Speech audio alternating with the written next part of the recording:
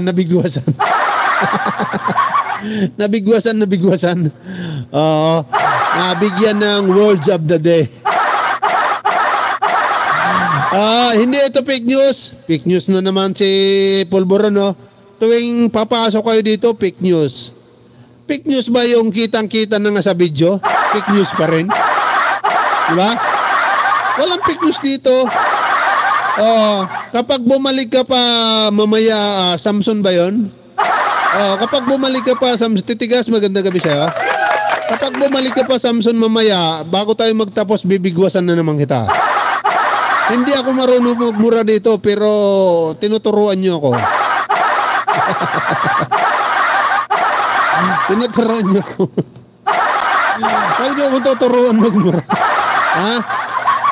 Kaya mga kababayan, mga DDS, ipagpasalamat nyo dahil mayroon na naman tayo presidente na nagawa. Mayroon na naman tayong accomplishment na nagawa. Ha? Shout out sa asawa ko, nagluluto, Rhea, gutom na ako, bilis. Hoy Rhea, ba't ang bagal? Ano ba niluluto mo? Kalabaw? Bilisan mo na ang pagluto. Gutom na si Boss Sherwin. Parang ikaw, host, di mo rin ibabalita ang kasiraan ni BBM. Wala naman kasiraan si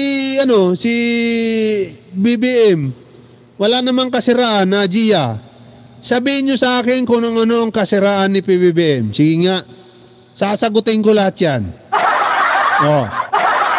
Dahil tayo dito ay patas. Patas na patas po tayo dito. Ayaw ko po ng fake news. Kaya nga gumagamit, kaya nga yung channel na to, video, reaction video. Ibig sabihin, yung mga video ay magre-react tayo. Yun lang yun, ha. Kaya wala tayong fake news dito, wala tayong fake news, okay? Kaya panghuli, pasalamatan natin si Pangulong Bongbong Marcos. Mr. President, ikaw yung pinakamagaling na presidente na nakilala ko simula nung ako isinilang. Walang binatbat si Rodrigo Duterte. Walang binatbat kung sino-sino pa yung mga naging una na maging presidente. Wala sa kalingkingan. Ikaw po ay hindi pala patol. Number 1 na pinaka-the best. Diba? Ikaw po ay trabaho-trabaho lang. Hindi pala away. Number 1 na pinaka-the best. Diba? Titigas.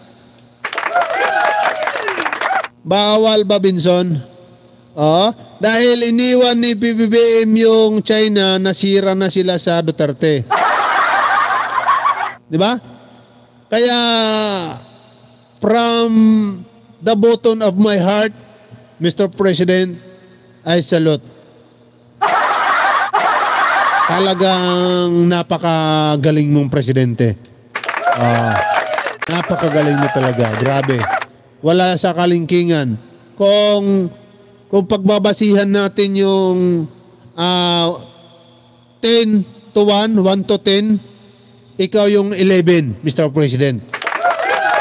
1 to 10, si Digong, 0. Wala. Nga. Di ba? Kaya, Mr. President, pagbutihan mo lang ang yung tungkulin. Dahil ikaw yung pinaka otot ni Kirat. Ikaw yung pinaka magaling na presidente na nakilala natin sa balat ng lupa. Ngayon, sa panahon ko ngayon na ako'y nabubuhay. Boss, kain tayo. Pretong dalagang bukid. Itlog na pula. Pera na tawag namin sa iyo, idol. Pare na tawag namin sa iyo, idol. Ay, paring Ramos, ha. Sabihin mo kay kumare na bilisan ng pagluluto, ha, para hindi ka nagugutom, ha.